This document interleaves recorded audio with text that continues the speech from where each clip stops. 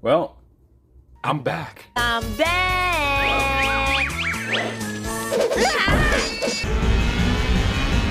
And what on earth possibly made it? So I got out of such a sad slump to finally get back and review something for you. Something that must be legendary. Something that must be a once-in-a-lifetime ticket event.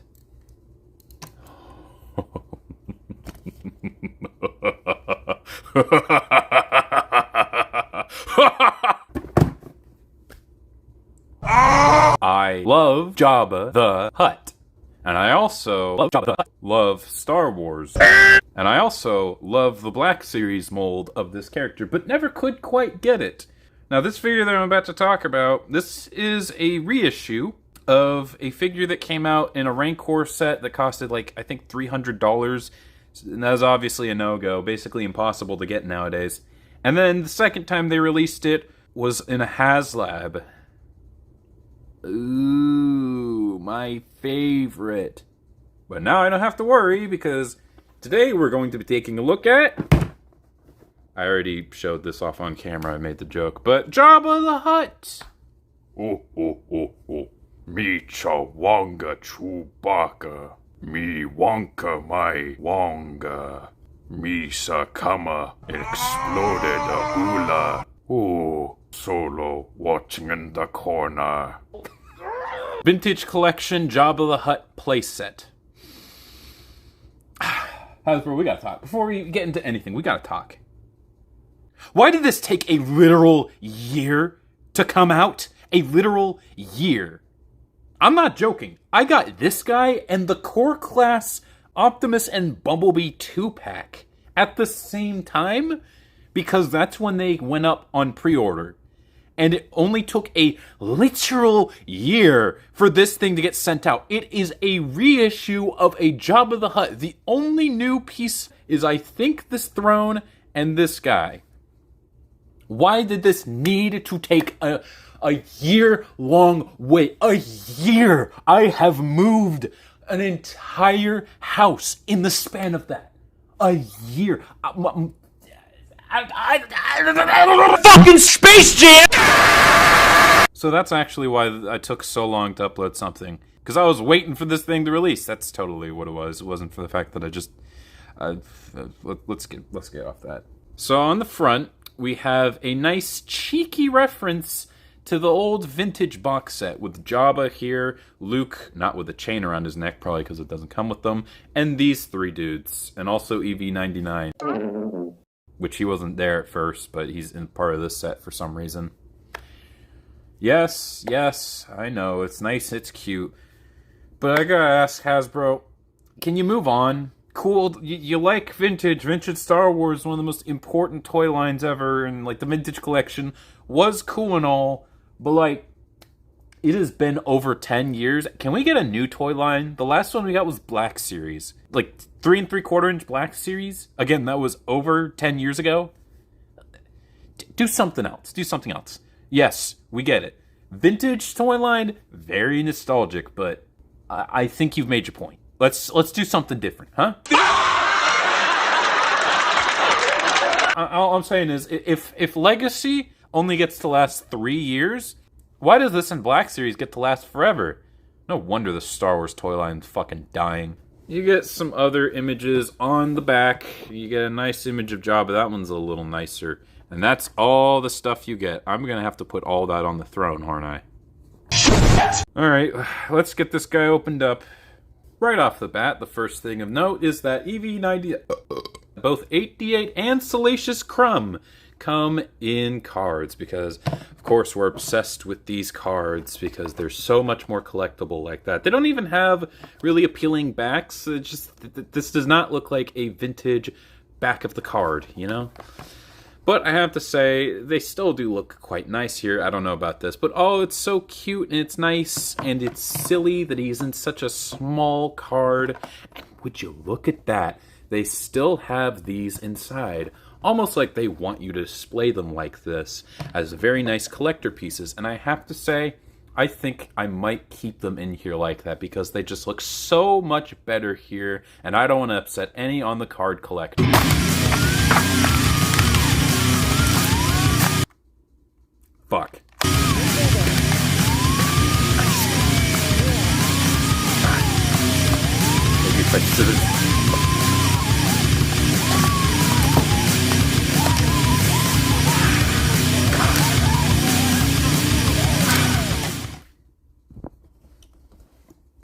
I'm not apologizing for any of this. It's my toy. I do whatever the fuck I want with them. I guess before we get to any giant slug man reviews, let's talk about the figure that it comes with. EV99. I keep calling this EV99. This is 8D8. Remember, they can come and help. Goes to show how much I care about this character. I'm not entirely sure why this comes with 8D8 of all droids. I feel like I'd rather have an EV99, personally speaking. And it's not only a bad inclusion, but it's also kind of a bad figure. I mean, it's not terrible or anything, but this thing's just kind of disappointing. Granted, it looks a little bit more screen accurate than the pictures provided, but the articulation on this guy is just pretty bad. Take a look at that head sculpt. It is kind of creepy, which is pretty accurate. The rest of the detailing, I don't know. Maybe it's accurate to the character. I'm used to characters who look weird, but it just doesn't really look all that appealing. And as for articulation, he's got a technical ball joint. But this is all it can do. All it can do. Oh, wait. Oh, it's got some back and forth. That's pretty good. But not really any up and down. I mean, you just get like the microst of an up and down. Not really important.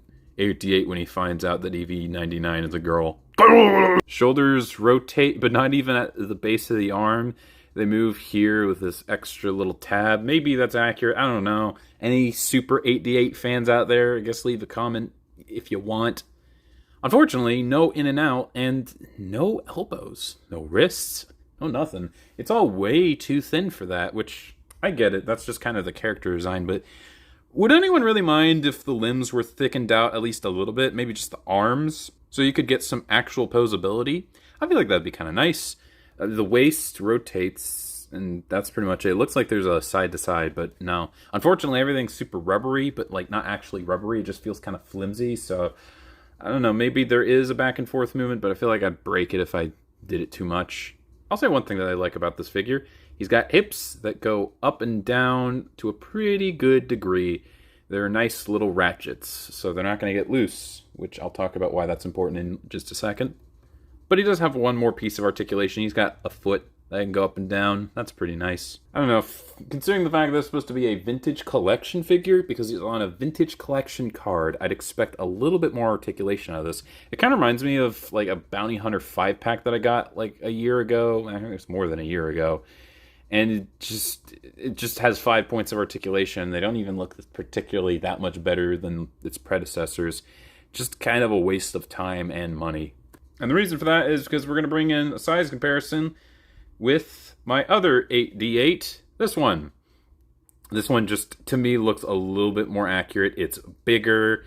It just looks way nicer. And also, this is Power of the Force 2. Does his waist move? Okay, it doesn't. You know, I expect a limited articulation on this guy, but, you know, this is kind of a problem. Fortunately, this guy does not seem like he will have that problem anytime soon, so that's... Oh, now it's tight when it's doing a position that nobody wants to use. Wonderful. But yeah, that is a major benefit of the new ratchet joints on this guy, so at least he has that. But, you know, otherwise, and I know this guy's arm is snapped off, but I just think this one's so much better. Also, he has light piping. That makes him look even creepier. Does this one have light piping? No, he doesn't. He doesn't. It just... Yeah, gotta be honest. This new figure, I mean, it's not the centerpiece of it. It's a bonus. It's an extra, but on its own, this might be one of the worst vintage collection figures I've seen yet. We might as well also talk about Salacious Crumb. This is, much like Jabba, a scaled-down version of the Black Series 1. And this one is very noticeable. You can tell. Can you focus? There you go. Never been a big Salacious Crumb fan, but most of the time he's just kind of a static piece that's made out of rubber. Problem is, the Black Series version of him was not, because he was a little bigger. They can afford to give him some ball joints in the hips and the shoulders. This guy doesn't really have that because, well, they are very, very flimsy and rubbery and thin. If you give this to a kid, it'll break within milliseconds. So because of that, he doesn't really have much articulation. It's mostly just a back and forth of the head. Yeah, it's just a back and forth with the legs. Does he have a waist swivel? I don't think so. You can move the tail, and I don't think you can move the arms. Mine are just... I mean, they're so rubbery, you can just do that. But as far as poses, they're not going to move. They're just going to be like that. Which is fine. He's just supposed to sit on the throne with Jabba. Salacious Crumb just kind of sucks in general, so that's kind of fine. As for size comparisons, I'm not doing that. Okay, let's get on with the main man himself. Ooh, I've been waiting for this guy for a long time. The question for what the best Jabba the Hutt is has always been debated. Some say it's the vintage, some people say it's... No, they don't. But usually the ones that are big and up in the air is the Clone Wars for its playability, and that one Walmart exclusive one that had a throne.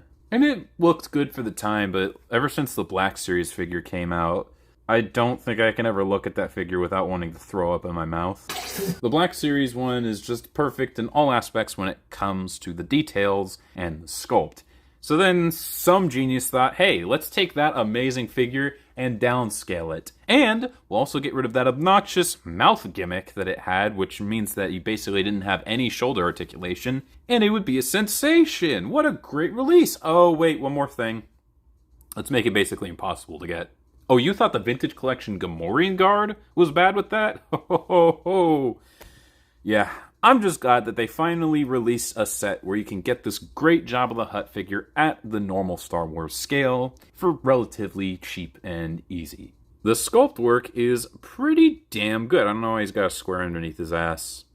But other than that, everything just looks so incredible. I mean, it's a Black Series figure, and despite the downscaling, the details all still look great.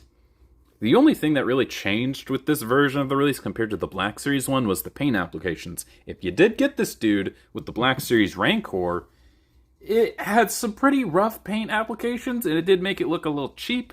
Then we got the one that came out with the HasLab, which looked a little better, but still had some weird oddities. But now, with the third release, it seems all of the paint has finally been fixed, and it looks great. It looks better on camera, I will say. It's got this nice yellowish oranges gold type color along with this deep bluish green turquoise. Jabba's always had such a great design. He's so great. I mean, he's basically a fat slug, but the design is this amazing. And I'm glad to have it in the form of plastic, at least one, well... I don't know what this is, but holy shit. Let's go, baby! A decent version of the character. He even has the scratch that he always did. I feel like it could use a little bit of paint there. Not too big of a deal. Pretty much all over the place. This dude looks fantastic. It looks like he came straight out of the movie. I think this might be a bit controversial to say. I think this dude looks as good as the Vintage Collection Gamorrean Guard. I know that was blasphemous. I'm sorry. But is he as posable as that guy? Well, I mean, it is Jabba. He has kind of a waist joint, which is tight, pretty much accurate to any new Jabba figure. Kind of reminds me of the Clone Wars one. And unlike the Clone Wars and Black Series versions of Jabba, he does not have the shoulder gimmick anymore, where you move it up and down and he opens and closes his mouth. Instead, they're just on free ball joints. Pretty cool, but unfortunately they are pretty limited. They basically just go out. And that's the extent of the movement. Because of the shape of the hole here, you're not going to get that much forward and back, unfortunately. I mean, you can rotate it first, and that's okay, but I don't know. I wish, as great as the sculpt is, I wish there was a little bit more space to move the shoulders. I mean, this is the first time this mold, this sculpt, can have free shoulders that don't clash with the mouth and get stuck.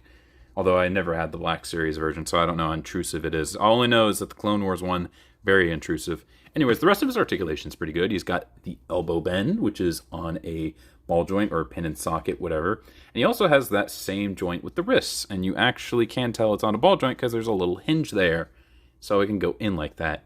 Posability on this dude is pretty subpar in comparison to other figures I've taken a look at, but it's Jabba the Hutt. This is basically as perfect when it comes to the posability as you can get.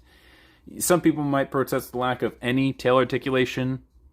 They're wrong. I am perfectly adequate with the amount of articulation that this beauty has.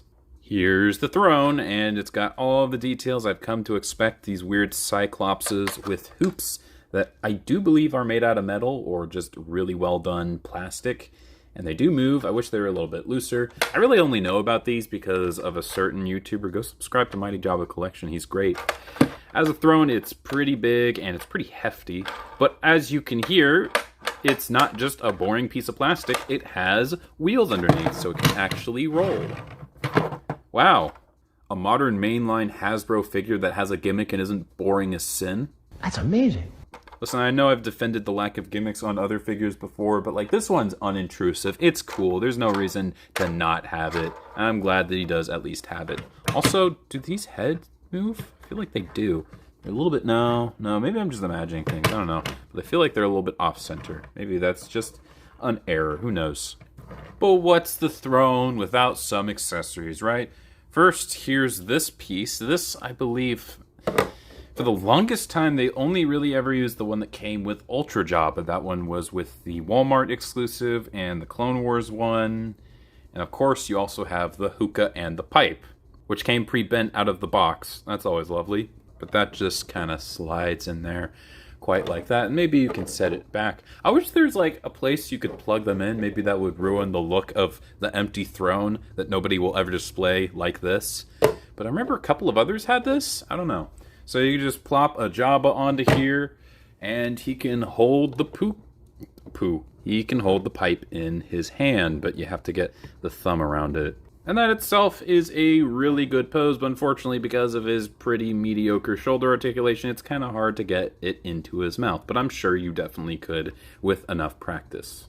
Now normally I would be perfectly content with just this look, and also if you threw a Salacious Crumb on there as well. I guess Jabba's sitting a little far back, isn't he? However, there are plenty of other accessories that they have, including all of these pillows, which just kind of look cheap. They don't look like pillows, they look like just pieces of cloth. I appreciate the fact that they're soft goods, but I don't know. Could you have made them look a little more like actually what they're supposed to look like? He also comes with these pelts of some sort of Star Wars animal, some glupshita that even I don't know what they are.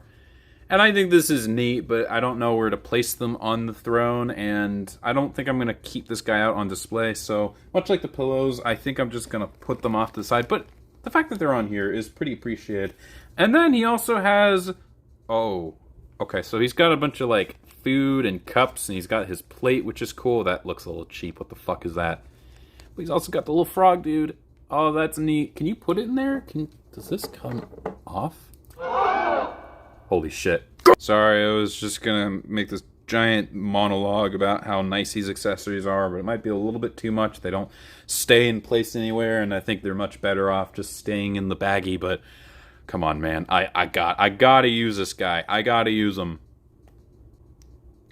Okay, I'm not gonna lie, that was worth risking losing all of the rest of the accessories. So overall, this throne is pretty damn good. It does everything it needs to. It has all of the accessories. It's got Jabba, it's got Salacious Crumb, and it has a throne that not only looks great, but it also rolls. Maybe some of the accessories are maybe a bit too extra, but I know most Jabba nerds are probably going to want to display it with them in mind. I just don't have the space to display this dude out in the open. Maybe I will. I don't know. Maybe I'll make an exception with this dude. Let's do some size comparisons. And what better comparison to make with a brand new Jabba than with an old Jabba? And which one is it, you may ask? I'm so sorry. I failed you. You trusted me. And I trusted you. Yeah, I'm sorry. This is the only Jabba that I own. I'm so sorry. I'm sorry for what I've done to this planet. Let's get this fucking thing off the screen. Might as well also bring this dude back in, because why not? Here's the greatest Jabba's Palace character of all time, the Vintage Collection Yak Face, which is still, I think, well, man, I think this guy looks a little better than this one, but this is still like the best action figure that Star Wars has ever made. Good lord. Well, other than the other best Star Wars figure that Hasbro's ever made, which I will compare next, my Vintage Collection Gamorrean Guard.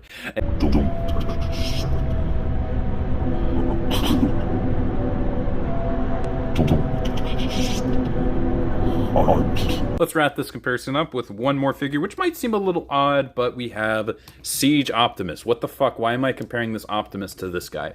Well, they both fulfilled a same purpose to me. I remember when I first saw this dude, I'm like, oh wow, that is a shrunken down version of such a premium and great figure of one of my favorite characters, Jabba the Hutt, the Black Series one.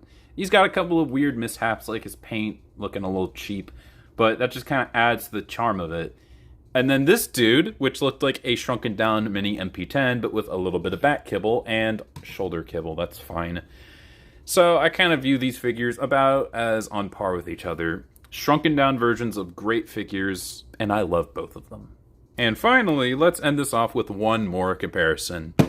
A dinosaur. Why? No reason. So, in the end, how good is this new vintage collection Jabba the Hutt? I think it's incredible. The paint applications and sculpting on this dude are great. He comes with all of the accessories for a definitive throne. The Salacious Crumb is... it's fine. 88 kind of sucks. If you're a Jabba the Hutt collector or really just a fan of Star Wars in general, I think this is a must-get. I think this is definitively the best Jabba the Hutt ever made.